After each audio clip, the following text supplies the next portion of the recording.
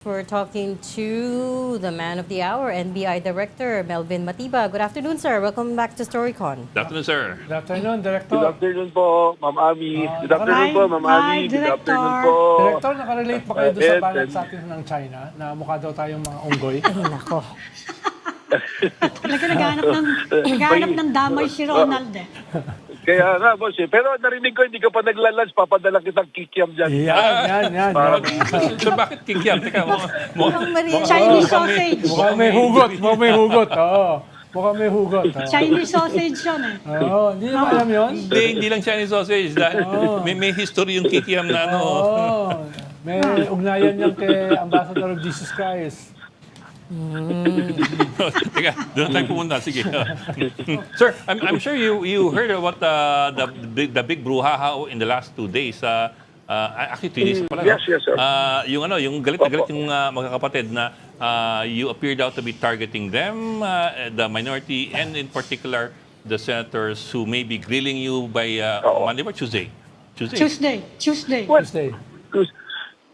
alam niyo po, wala naman po problema sa akin kahit anong itanong. Sa abot ng ating kakayahan, ikasagutin po natin yun.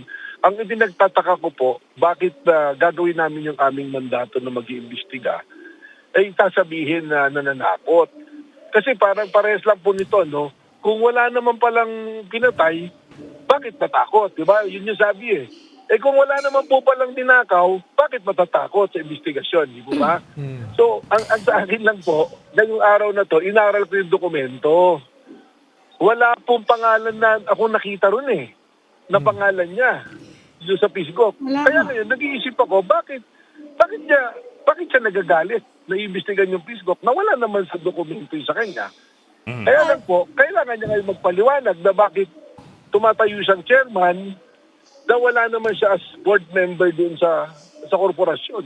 Kasi hindi ka po pwede maging chairman ng isang korporasyon, whether it's an NGO or not, nang hindi ka miyembro po, na hindi ka board member. Andun po yung GIS, nakita ko po, 2019 hanggang 2026. Never pong nag-appear yung pangalan. Yun po yung palaisipan ngayon. Bakit nagagalit na wala namang pangalan? Director Matibag, with all due respect, I think you know why, and it all boils down to the timing. You have to admit, medyo funny yung timing because we're in the middle of a high-stakes impeachment trial and then you go and announce na you're looking into the 2019 SEA Games. Why now, 7 years after the fact? Well, ganun po yan eh. Ngayon po yung lumabas yung ebidensya ngayon eh. Hindi po na-imbestigahan. So ngayon kung may investigasyon, pero hindi naman po yata dapat ang usapin yung timing eh. Ang usapin, kung hindi ka naman kasali rito, bakit ka magre-react ng kanon? At gagamitin mo pa doon sa impeachment court. Kasi po kung sinasabing ako nananakot, parang mas ako yata dapat yung matakot. Na wag ko lang gawin yung trabaho ko dahil ikaw mag-a-appeal ka rito. Nandito kami. Ano ba, Director, yung context niyan? Parang napanood ko yung ambush interview niyo eh. Tapos parang hindi yun yung agenda doon sa interview niyo eh. No? Hindi po yun. Ang agenda po namin ng interview, ganito. Galing po ko sa elevator. Paglabas ko ng elevator case, may mga media, ang inaantay po yung report namin sa Ateneo na isinabit po namin nung araw na yon. So doon sa Ateneo, tapos yung sa deworming, yung doon po sa deworming, tapos yung nahuli po namin na 30 plus na containers ng smuggled cigarette, yun po. Tapos, natanong ako, bukod po dyan, meron ba po ba yung mga kaso na bago na imbestigahan na tungkol? Hindi ko alam, parang ganun yung pagkakatanong. Ito, aminin ko po, kasong syndrome, na nung time na yun, kagagaling ko lang sa isang usapan na may binigay nga sa akin dokumento na tungkol po dyan sa SEA Games. Yan, nabanggit ko po yun. What was the Ganun document? po yung kari niya. Director, Sabi nyo, hindi naman po sa malaking balita. Nung pinalabas nga po dun sa video, nakita nyo, SMNI pa yung naglabas eh. Ibig sabihin, hindi siya malaking balita na kung hindi siya nagsalita, nag-react, hindi nga po magkakaroon ng ganitong coverage eh. Pero nga sir, sabi nga Dahil po ninyo... doon sa salita niya, doon nagkaroon ng coverage, opo. Yes sir, pero sabi nga po ninyo, may mga detalye ngayon lamang lumabas. In particular, may dokumentong ngayon lang ninyo nakita. In particular, ano po itong bagong development na ito that comes in, 7 years after the fact? Well, ganito po, lumalabas dyan, inimbestigahan ng Blue Ribbon yan, hindi po natuloy. Of course, source intel, sinasabi, pinahinto. Yung panahon pa po ni Senator. So ngayon, honestly, kahit po, yung sa ano po ba, forensics lahat na pumasok telepono, sa mga text sa telepono, pati mga player nagte-text tuloy ngayon. Nila, kinikwento yung experience nila na delay, yung mga airplane tickets, tapos yung pong designer ng kaldero, hindi pa nabayaran, mga ganun po. So, those things should be validated. Hindi naman po natin sinasabing siya, may kasalanan na siya, gumawa ng kasalanan eh. Pag nag-imbestiga pa rin hindi, pinatawag kayo, hindi naman ibig sabihin, ikaw yung may kasalanan na agad eh. Gusto mo magkaroon ng kalinawan nga po yung pag-uusap. Binanatan din ni Alan Peter si Secretary Vince Dizon in relation dyan. Sinagot naman ni Secretary Vince Dizon na na-settle na yung kaso na yan sa ombudsman. Kasama ba siya sa iniimbestigahan nyo, Director? Well, I received a copy ng decision. It's a 70 pages decision na kinasuhan ng Citizens Crime Watch si Secretary Vince, who's then the chairman ng the joint resolution dismissing the case against him. Magkaiba po kasi yan yung bidding po doon sa construction. Ito yung sa may korporasyon na gumawa. Yun naman po sa PhilGoc, it's an NGO na tinayo, nagtayo ng NGO, para sila po yung parang organizing committee doon sa SEA Games. Para sila bahala sa program, mga athletes, uniforms, pagkain, yung pong accommodation, tickets, bus, lahat po yan. Doon po pumasok yan. NGO yun. So, i-revisit nyo ba yan? I-revisit nyo? Kasi sinabi na ni Ombudsman Remulla kanina, he will look into it again. Kasi ang nag-dismiss niyan si Samuel Martires eh. And it was dismissed in December 2021 at the height of the COVID lockdowns. Hindi nga namin alam na na-dismiss na eh. That's against Vince Dizon ha. And then he made Vince Dizon the testing czar for COVID. Tapos sinabi rin this is President Duterte ha. Tapos sabi ni President Duterte, wala naman daw kasalanan si Alan Peter Cayetano na at that time na nagpirmahan ng kontrata na si Vince ang pumirma, si Alan noon was the Foreign Affairs Secretary. So titingnan niyo ba, si Secretary Remulla sinabi na niya, he will revisit that dismissal by the Ombudsman. Oo, kayo po, titingnan niyo din ba? Saka hindi ba kayo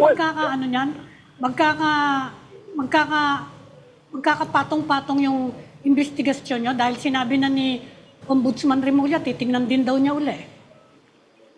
Well, paparas po kami may mandato to do it and whatever naman po kasi yung nagiging result ng investigation ng NBI, that will be a referral. At the end of the day, it will be processed by the prosecution. In this case, Ombudsman po yan.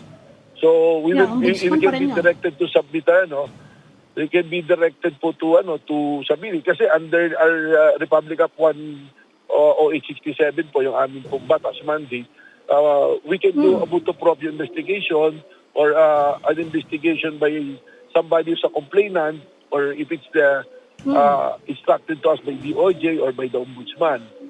Pero hindi naman po magko-conflict yan. More so, it will probably complement po kung ano po yung gagawin namin. So kung sakasakaling si Alan Peter masama, kasi naging siya, I think July 2019 na eh. Natapos yung construction around October. Malaki nang natapos dun sa construction nung pumasok siya eh. Pumalit lang siya dun sa dating POC chair. Magkaiba nga po yan, Ma'am Ami. Magkaiba nga po yan. So ano yung punto kung sakasakaling pumasok si Alan Peter, ano yung magiging punto ng investigasyon covering him? Kasi naging speaker siya nun eh.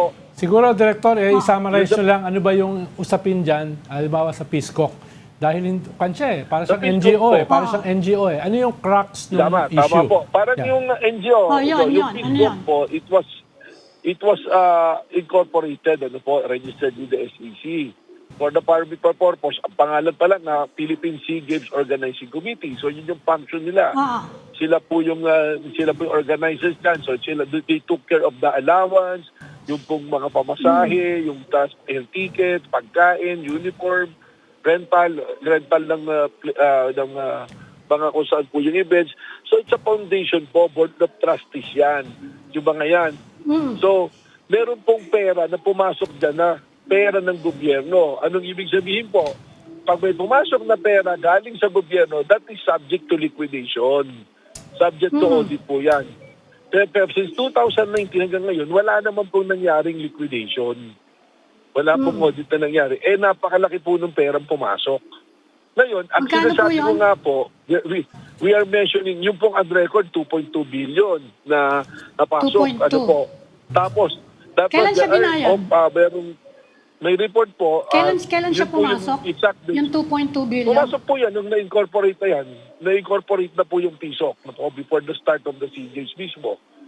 So, pag may pera po pumasok, government money, that is always subject to a COA audit. So may submissions po.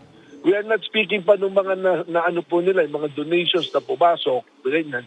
So, ang ano kasi rito, ang medyo question nga is, nagtayo ka ng organizing committee sa foundation, tapos government funds may pumasok, tapos it's a government sponsored event din. So, bakit may private entity na humawak ng pera? So, yun po yung papel ng PISGO. Ano po ito is? Foundation, ano po, kung naalala nyo yung Napoles, parang ganyan po yan. Napoles, pinasok po sa foundation, walang bidding, tapos wala palang nangyaring project. So, kailangan pong masubject sa audit. Sino po yung mga organizer ng foundation? Would you know? Doon po yung si Susara, yung konseho, lumalabas po yung pangalan. Yun po yung mga personality. Si Susara po yung chairman and president. So, wala Saka na po kailan yung po siya pangalan. na-organize? Kailan po siya na-organize? Ano po? 2019 po. 2019. Hindi, anong buwan nga? Anong buwan? Updated. Well, I have to look at the records. Hindi ko po hawak yung records exactly ngayon kung anong buwan. Ramon Sir, let me go. Susara, Dexter Estacio, and Lester Buen Consejo. April 2019 po. Okay. Consejo, siya po yung Okay, corporate April. secretary. Sir, if you don't mind, sir, 2019. I'd like to go back to my question kanina kasi medyo nag-choppy kayo eh. So I'm not sure kung narinig ng mga tao yung sagot ninyo. Sabi nga ninyo kasi you are conducting an investigation now because there was a new document or there were new pieces of evidence that came out 7 years after this occurred. Could you be a bit more specific, sir? Ano itong mga bagong lumabas, bagong lumitaw, kaya't biglang nagkaroon ulit ng ganitong investigasyon? We are in possession of the audited financial statement po. So yun po yung meron kaming isa dito, ano po. Tapos meron pa po mga individuals who are communicating to us of their experiences, ano po. Ang bottom line po dito, there was an investigation dapat ng Blue Ribbon which was stopped. For what reason it is, hindi po natin alam. The audited financial statements should have May come by COVID yata, 20... The audited financial statements should have been released by 2020 or 2021 at the latest, di ba? Dapat po. Dapat. So why- Tapos hindi lang why po did you yun. only- But the bottom line is, ito po. Yes po. Sige po, go ahead. I mean, you're saying these are new documents, but audited financial statements should have been released within a year or two of the full year. Technically, they are not new documents, but the investigating officers who are supposed to conduct an investigation never got hold of those documents. Only now na nahawakan po natin yung documents. So these are not new, no? Oh, These are technically, old hindi po documents. sila Not- new documents. Oo. These are documents, pero walang access. Ngayon ko lang nga din po nakita na wala nga yung pangalan niya ron eh. Na hindi naman, but he is presenting himself to be the chairman of PISGO. Wow. So not Hindi po ba? technically... Hindi No, lang he alam was ng appointed lahat. chairman, actually. He was appointed chairman. But he is not even a member of the board sa GIS. Oo, hindi siya member ng So board. paano ka magiging chairman kung hindi ka man member ng board of trustees po? Oo. So yun po yung Ipapatawag niyo ba si ating mga sagutan. Tatanungin niyo ba si Senator Cayetano? Wala Will po, you be yung asking sasabihin na him? po namin. Sa Lunes po, ang sasabihin na pa lang namin is yung tatlong individuals, si Susaro, Pedro Consejo, and the CMO. Yung, Estacio. Oo. yung nasa, Estacio. yung officially nandun sa... Yes. Right. Topas, opo, Okay. opo, yung officially. Nandun sa GIS po. Nag-update po sila ng GSA 2026 eh. Yun pa rin sila eh. Yeah. Ano doon pa rin Okay. po sila eh. So we've established that the documents are not technically new, but you also said, Director, that you have people sharing their accounts with you. May ano ba to? How did you end up starting this case? Did somebody come to you guys and said you need to look into this, or may whistleblower ba to? Meron po pumunta sa amin. Meron po. To say, Yes, meron. To provide us with the documents and to tell these accounts of what happened during that time. and There are other personalities that being mentioned and there are other fundings na may pinanggalingan na sinabi that yet to be verified. and exactly what is being alleged here? That there was overpricing, that there was bribery. What is it? There's no bidding, there's no audit by the COA, and may mga overpricing, the uniforms, yung pagkain, yung mga hindi nabayaran, may mga nagrereklamo pong suppliers na hindi nabayaran. As far as you know, Director, yung cauldron, yung kaldero, nabayaran na po ba? You said early in the show, hindi pa. May report po sa akin na yung nag-design was not yet paid. Until now. Opo. Si Manyosa yan, that's the national Francisco artist. Manyosa. Opo. Yeah. Yes. The late Yes. national artist, We have hindi to siya ask- binayaran. Baka dinimanda na ng gobyerno. So we have to ask him, ano po, yun po yung ano. Oo. There are reports po. Direktor, Alam niyo sabi po, ni, we rely on the ni reports. Senator Ano po? Cayetano, nagalit ka lang daw dahil pinipigilan niya ikaw umalis papunta sa Thailand. Ano yung comment niya doon? Napaka-childish naman po na. Ilang beses naman na po ako nakapunta ng Bangkok. Oh. But you canceled the trip, Director. Bakit kinancel mo yung trip? Opo. Because for me, Oo. sinabi ko naman po yun, dalawa po yung importanteng events at na nagsabay, which is yung pag-testify ko dahil nakabook nga po ako on the third week. At yung pong isa nga is Yes. yung trip ko sa Bangkok. So alam ko naman po, in hierarchy of priority, mas priority ko yung mag-testify. Although I missed the opportunity na on the side ng conference, makausap ko personally yung director ng FBI, the counterpart po FBI. natin. But that's okay. Opo. Yeah. So okay lang po yun. Napakababaw naman po na dahilan yan para tayo ay mag sa isang malaking investigation. Ano po. So, Director, ang ending pa rin naman po, attend pa rin naman po tayo, attend pa rin po tayo eh. Director, copy lang po ako ng konti. Kasi we understand and we remember before when we interviewed yung inyong predecessor si Santiago. Jimmy Santiago, ang sabi niya inimbestigahan ng NBI itong alleged na pagkontrata ni VP Duterte ng assassin o killer. Well, hindi klaro sa amin kung ano nangyari sa investigasyon na yun eh. Hindi daw nag-cooperate. Kasama ho ba yung inyong kasama ba diyan ang inyong testimony sa Monday o Tuesday? Well, ayoko po, pasensya na po kasi it could be a part of the testimony. Depende po sa itatanong sa atin eh.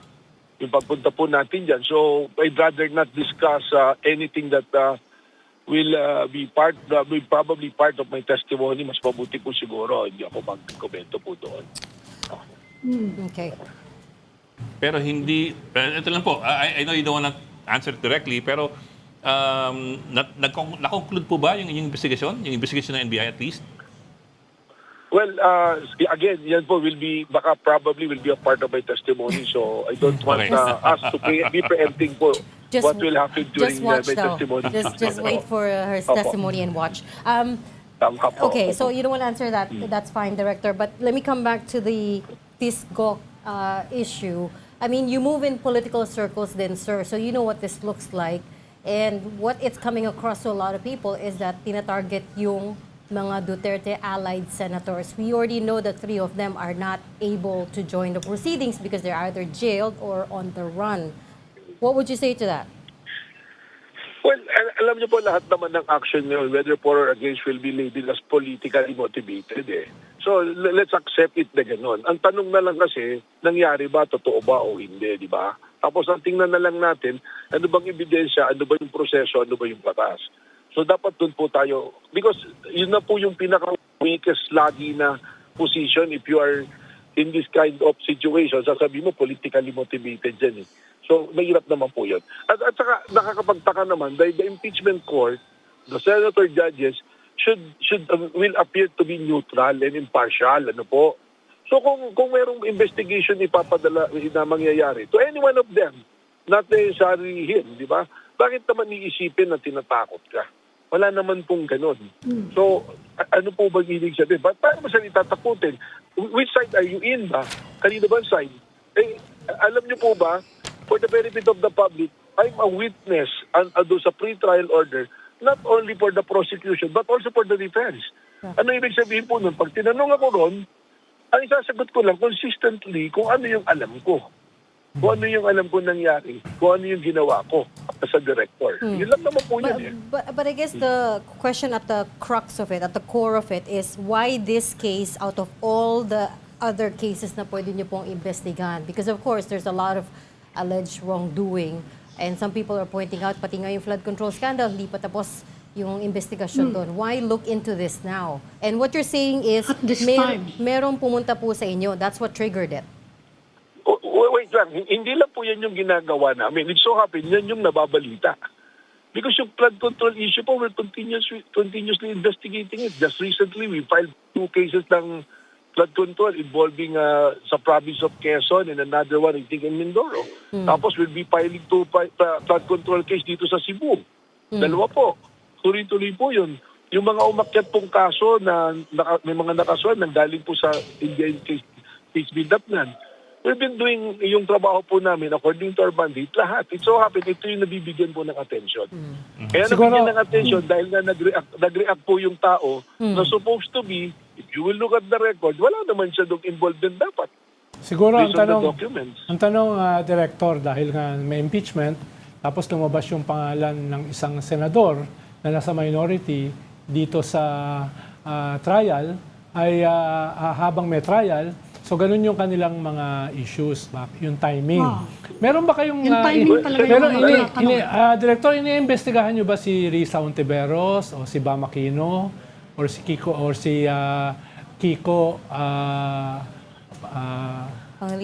Pangilinan, si Pin Paano Lacson? ko po imbestigahan kung wala naman po reklamo sa kanila? Hindi yung tanong ko eh. Okay. Dahil O kaya wala naman kami nakikitang involvement. Dahil binabalatan kasi kayo for selective justice. Yeah, oo. Yung iba bang majority may pending cases? Paano halimbawa itong sa Clark, saka sa Subic, alam ko buhay pa yung kaso na yan eh.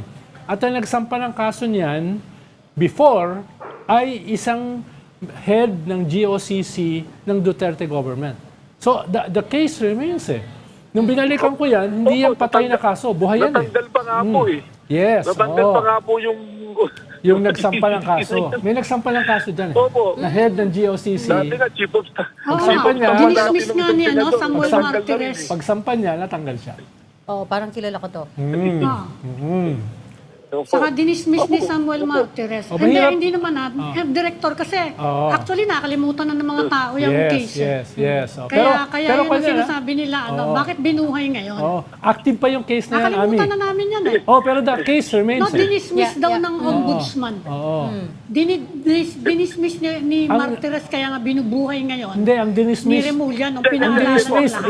Iba yung dinismiss, Ami. Wait. Ang na-dismiss po yung Kay construction business po. yun. Wait. Hindi po yung PISGO. Magkaiba po yun. Magkaiba yun. Meron pang Magkaiba po PISGO. yun. Magkaiba po yun. Yung sinasabi ko, iba Yung yan. yung PISGO po yung sinasabi ko. Wag po tayong ma-confuse. Yung kay business po, yung construction. That is the BCDA. Opo, Ito pong PISGO, ito nga po yung may 2.2 na pumasok galing PSC, may mga na-donate, meron din po na meron pong apparently, quote-unquote, na galing sa Office of the President na 10 or 15 billion, magkaiba po yan. Magkaiba po. Wala May po tayong pinail na kaso binubuhay. dyan. Lumalabas po, itong 2019, hindi pa po na-imbestigahan yan at all. It's two separate Kasi cases. clear ni President Duterte, si Alan Peter. Correct me if I'm wrong, Senator Ronald, iniimbestigahan dapat sa Blue Ribbon yan, may isang nagwala. Ang senador. So, hanapin nyo na lang po sa social media Binuhay na yan sa nagwala Blue ulit Ribbon. ngayon. No need to Hindi name naman names. siya kasama dun sa... Hindi naman siya dun kasama dito sa usapin na to. Nagwala din. Alam niyo, they saw it sa as totoo po, a ito again. Sa totoo po, ito lang po. they feel targeted Sorry po, daw sige po. kasi. Oo. Well, sa totoo lang po, ito po I'm telling you, kung hindi naman po nag-react, hindi mag-cover ng ganito eh. Tingnan niyo po yung network na ginamit nila halimbawa at tingnan niyo yung video. May binanggit po ba akong pangalan? Sabi ko lang Pisgok eh. Yeah. Yeah. Wala po akong binanggit na Pero pangalan. alam naman kasi niya na siya yung nandun. Siya yung chairman nun. Hindi Siya po. yung chairman nung Hindi po. Kasabihan nung po. organizing Ma'am Ami, committee. ganun. Ma'am Ami, hindi nga po siya pwedeng naging chairman based on the documents eh. May kasabihan na lang po sabi niyan doon sa Laguna, yung po pag umaga, pagising mo, yung unang tumilaok na manok, yun yung nangitlog. Eh? Ganun lang po yan. Sabi niya, attorney, sabi ni Senator Cayetano, sana daw, hindi nyo na in-announce at nag-ano na lang kayo. Nag-imbestiga na lang. Nag-imbestiga na lang, oo. Kasi naapektuhan again, daw Ma'am- yung impeachment court. Yan ang Again, sabi Ma'am niya. Ami, siya po nag-announce eh. Kinuha pa niya yung oras ng impeachment court. Sabi niya, hindi naman ako mag-privilege speech. Pero nag-privilege speech. Pero sir, it Nakita gets... naman po natin lahat eh. Yes, sir. Nakita naman po natin lahat. Di ba?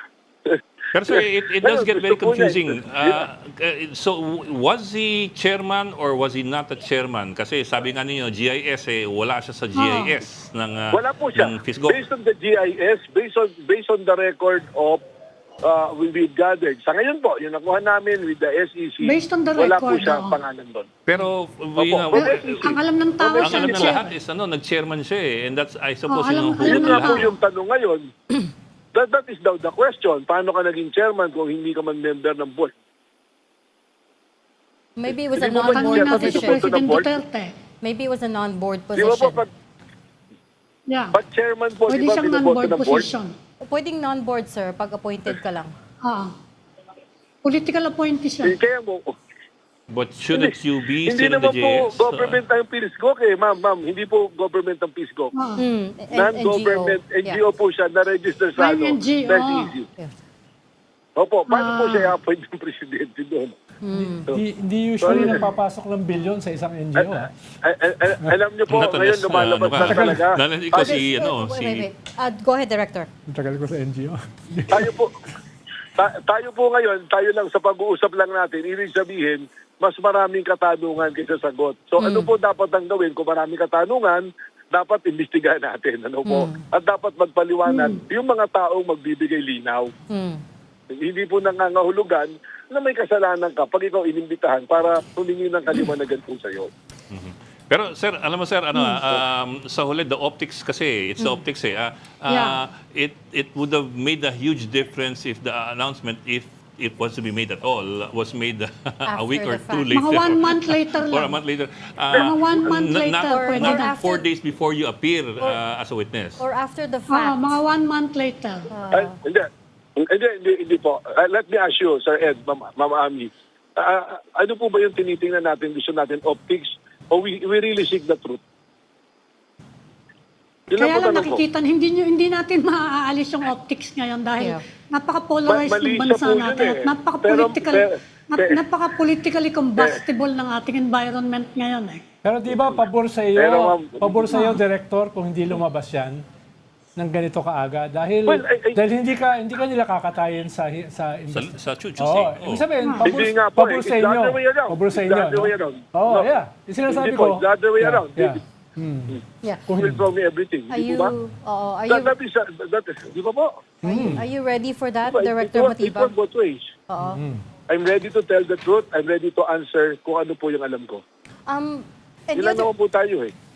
the other thing that we were wondering is, do you know why ikaw ang pinatawag na witness and not your predecessor, Director Jimmy Santiago? A lot Santiago. of these things predate your time. Kasi kaka-point niyo pa lang, a lot of these predate you. Do you know why ikaw yung pinatawag? Well, the reason being is because I'm the head of agency who primarily investigated and continuously investigating the threats to the president and the threats to the national security. Di po ba? How do you think the two NBI agents who have already testified, how do you think they did? Si Agent Kalilong and They si... did very well. They did very well because they tell what they know kung ano yung totoo at they did not depart from the investigation as I compared the testimony from the affidavit of investigation that they signed.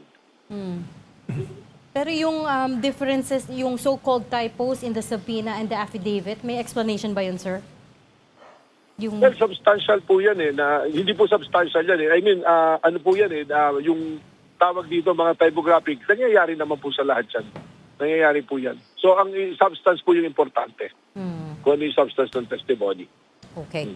Okay, we'll leave that there. Thank you so much for joining Storycon and explaining all of that to us. NBI Director Attorney Melvin Matibag. Good luck on Tuesday. Thank you, sir. Salamat, Oo nga. Director. Salamat Thank you, po. Thank you po. Attorney.